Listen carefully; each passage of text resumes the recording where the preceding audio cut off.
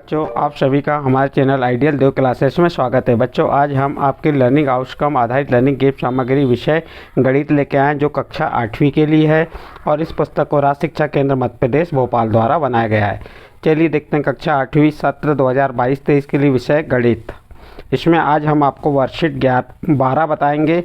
Worksheet 12 में आकलन 2 दिया हुआ है, आकलन 2 है परिमेय संख्याओं की समझ के लिए।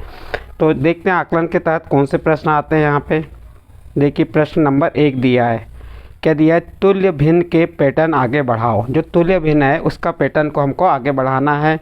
जैसे यहाँ पे पहले से क्या दिया हुआ था, ऋण 1/3, ऋण 2/6, ऋण 3/9। अब इस पैटर्न को हमको यहाँ पे आगे बढ़ाना। यहाँ पे आपकी खाली जगह छूटी हुई होगी, हमने यहाँ पे लिख दी है। तो अगला जो पैटर्न आएगा ऋण 4/12। तो यहाँ पे ऋण 1, ऋण 2, ऋण 3, फिर ऋण 4, ऋण 5, ऋण 6 ये अंश में आ जाएंगे। और हर में ये क्या है, 3 के गुणज, 3 एकम 3, 3 दूनी 6, तितर का 9, 3 चौके 12, 3 पाँचे 15, 3 छींग 18। तो इस प्रकार से आपका पहला वाला पैटर्न में क्या आएगा, ऋण 4/12। दूसरे पैटर्न में ऋण 5/15। तीसरे पैटर्न में क्या आएगा, ऋण 6/18। इस प्रकार से इस पैटर्न को आगे बढ़ा दिए। नेक्स्ट अगला प्रश्न, प्रश्न नंबर 2 क्या कह रहा है, ऋण 4 सही 5/6 और ऋण 7 सही 3/4 को जोड़िए। अब इन दोनों को हमको क्या करना है, जोड़ना। ये कौन सा भिन्न है हमारा, ध्यान दीजिए इस पर। हम इसे जोड़ने के लिए मिश्र भिन्न है, मिश्र भिन्न को हम साधारण भिन्न बदल लेंगे। तो देखिए इसका मिश्र भिन्न को साधारण भिन्न बदलेंगे तो इसका जो हर 6 है, 6 का गुणा 4 में करेंगे, 6 चौके 24 और 24 का 5 में, 24 में 5 को जोड़ देंगे, 24 से 5 जोड़ेंगे कितना होगा, 29।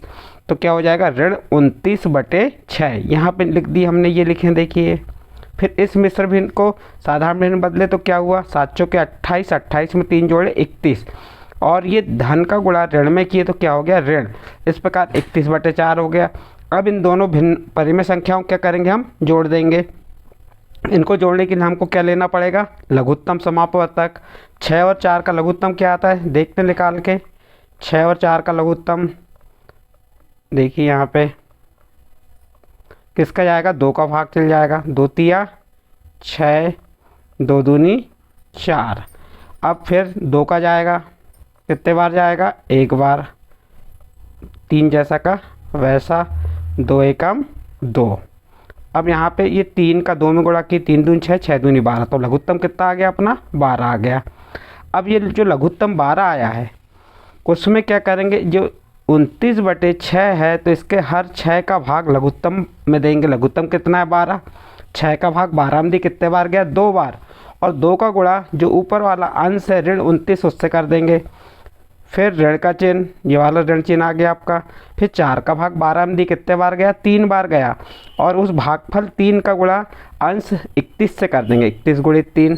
अब गुणा कर दीजिए, 29 का 2 में गुणा करेंगे तो ऋण 58 आ जाएगा। फिर ऋण 31 का 3 में गुणा करेंगे, 93 हो जाएगा। देख ली गुणा करके, 2 9 18 की 8, हासिल का 1, 2 दूनी 4 और 1 5। 3 का गुणा 31 में करो, 3 एकम 3, तितर का 9।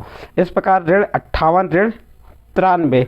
अब देखिए यहाँ पे हमने चिन्ह कैसे हैं, समान चिन्ह। समान चिन्ह में क्या करते हैं, जोड़ते हैं और चिन्ह वही रहता है। तो ये ऋण का चिन्ह आ गया और 58 में 93 को जोड़ दीजिए तो कितना हो जाएगा, 151/12। देखिए कैसे जोड़ते हैं, 8 में 3 जोड़े, 11 की 1, हासिल का 1, 9 में 4 जोड़े 14, 14 में 1 जोड़ दीजिए, हासिलाई का 15। तो ये हो गया ऋण 151/12। तो इस प्रकार से इसका आंसर ये आ गया। नेक्स्ट प्रश्न देखते हैं। नेक्स्ट प्रश्न क्या है, प्रश्न नंबर 3 क्या दिया है, ऋण 48/60, ऋण 48/60 का न्यूनतम रूप लिखिए। अब इसका न्यूनतम रूप लिखना है हमको, किसका, ऋण 48/60 का। तो हम 48 और 60 का महत्तम निकाल लेते हैं। इसका महत्तम क्या आ जाएगा, 12। तो जो महत्तम 12 आएगा, महत्तम समापवर्तक 12 जो आएगा उसका 48/60 में क्या करेंगे, भाग दे देंगे। जैसे 12 का भाग ऋण 48 में दिए तो क्या आ गया, ऋण 4। कैसे आया, 12 कम 12, 12 दूनी 24, 12 या 36, 12 चौके 48, कितने बार गया, 4 बार। और 12 का भाग 60 में दिए, कितने बार गया, 5 बार। तो यहाँ पे क्या आ जाएगा आपका, यहाँ पे ऋण चिन्ह है, यहाँ पे ऋण चिन्ह दिख नहीं रहा है, लेकिन यहाँ पे ये ऋण चिन्ह लगा हुआ है, देखिए ये। तो क्या आ गया, ऋण 4/5। तो ऋण 48/60 का न्यूनतम रूप क्या हो गया, ऋण 4/5। इस प्रकार से प्रश्न कंप्लीट हुआ। नेक्स्ट चौथा प्रश्न देखते हैं। चौथा प्रश्न में दिया 1/2 के समतुल्य 3 परिमेय संख्या लिखिए। अब इसके समतुल्य 3 परिमेय संख्या लिखना, तो कैसे लिखेंगे, समतुल्य कैसे निकालते हैं। जैसे 1/2 में 2/2 का गुणा एक बार कर दीजिए, तो क्या आ जाएगा 2/4। फिर इसी प्रकार 1/2 में 3/3 का गुणा कर दीजिए, तो 3/6। और फिर 1/2 में 4/4 का गुणा कर दीजिए, तो क्या हो जाएगा 4/8। तो ये समतुल्य भिन्न निकल गई इसकी, या समतुल्य परिमेय संख्या निकल गई। नेक्स्ट प्रश्न नंबर 5। प्रश्न नंबर 5 में क्या है, ऋण 4/5 और ऋण 5/12 को गुणा कीजिए। तो देखिए आप गुणा करना है यहाँ पे, तो हम क्या करेंगे, लिख दिए ऋण 4/5 गुणित ऋण 5/12। यहाँ पे जो क्रॉस होता है क्रॉस कर देते हैं। ये 4 एकम 4, 4 एकम 4, 4 तिया 12, 3 बार कट गया ये लिख दिए 3। और 5 एकम 5, 5 एकम 5। अब क्या बचा यहाँ पे, ऋण 1, ये लिखे, इसका भी ऋण 1 बचा। और नीचे क्या बचा, 1 और 3, तो 1 गुणित 3। ऋण 1 का ऋण 1 में गुणा किए तो क्या हो गया, धन 1, क्योंकि ऋण का ऋण में गुणा होता है तो क्या हो जाता है, धन। और 3 का 1 में गुणा किए 3, तो 1/3। तो इस प्रकार ऋण 4/5 और ऋण 5/12 का गुणा कितना आ गया, 1/3। ठीक है। नेक्स्ट अगला प्रश्न देखते हैं, प्रश्न नंबर 6 देखते हैं। इसमें प्रश्न नंबर 6 में क्या दिया है, भाग दीजिए। किसमें, 3/7 भागित ऋण 55/21।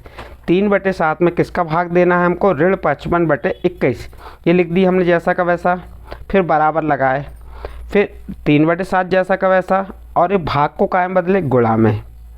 जब हम भाग से गुणा में बदलते हैं तो जिसका भाग देते हैं वह संख्या क्या हो जाता है, व्युत्क्रम हो जाता है। व्युत्क्रम यानी उल्टा हो जाता है। तो यहाँ 55/21 है, तो यहाँ क्या हो जाएगा, 21/ऋण 55।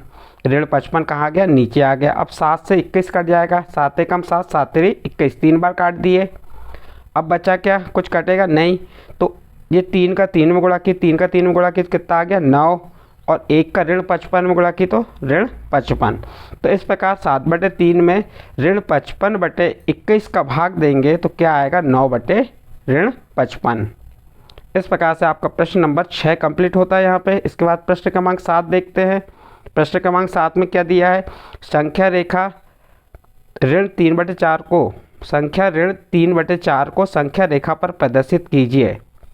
देखना अब इसे कैसे प्रदर्शित करना है। हमने इसके पहले आपको संख्या रेखा के बारे में बताया है कि संख्या रेखा के शून्य के दाईं ओर धनात्मक मान होते हैं। देखिए यहाँ पे शून्य के दाईं ओर धन 1 है, धन 2 है, धन 3। इस प्रकार से शून्य के दाईं ओर कौन से मान होते हैं, धनात्मक। कौन से होते हैं, धन वाले, धनात्मक मान होते हैं। कौन से चिन्ह आता है इसमें, धन चिन्ह। और शून्य के बाई ओर कौन से आ जाएंगे, ये दाई ओर की बात की हमने, राइट हैंड साइड। और बाई ओर एंड लेफ्ट हैंड साइड कौन से मान आते हैं, ऋण वाले मान आते हैं। ऋण 1, ऋण 2, ऋण 3, ऋण 4, इस प्रकार से आते हैं। लेकिन अब देखिए यहाँ पे ये ऋण 3/4 किसके बीच में है, शून्य से छोटा है या बड़ा, पहले बताइए। शून्य से छोटा है। और ये ऋण 3/4 किसके बीच में आएगा, शून्य और ऋण 1 के बीच में आएगा। किसके बीच में आएगा, शून्य और ऋण 1 के बीच में आएगा। तो अब हम क्या करेंगे, शून्य के बाई ओर चल रहे हैं तो यहाँ पे इसके हर में 4 हैं, तो कितने खंड बना देंगे, 4 खंड। देखिए ये बना 1 2 3 4 खंड बन गए ये। अब उसके बाद जैसे शून्य से चले तो ऋण 1, ऋण 2, ऋण 3, ऋण 1/4, ऋण 2/4, ऋण 3/4 और ऋण 4/4 का मान क्या हो जाएगा, ऋण 1। अब हमें क्या प्रदर्शित करना है, ऋण 3/4 प्रदर्शित करना। तो यहाँ से गिन लेते हैं, शून्य से चालू होंगे 1 2 3। तो यहाँ पे क्या आ जाएगा आपका, यहाँ पे ये ऋण 3 जहाँ पे लिखा है ऋण 3/4, यहाँ पे आपको संख्या रेखा पे प्रदर्शित करना पड़ेगा। इस प्रकार से प्रश्न क्रमांक 7 यहाँ पे कंप्लीट होता है।